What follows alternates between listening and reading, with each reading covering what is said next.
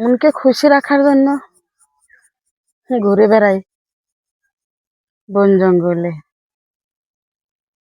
মনকে হাসি খুশি রাখতে হলে বন জঙ্গলেই ঘুরতে হয়। হয়তো মানুষ বলে এই বয়সে এইভাবে সে ঘুরতে আসে।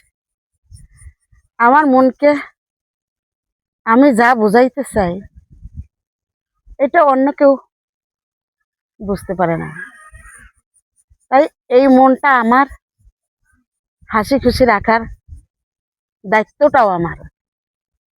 তাই আমি আমার মনকে হাসি খুশিতে ভরে রাখি।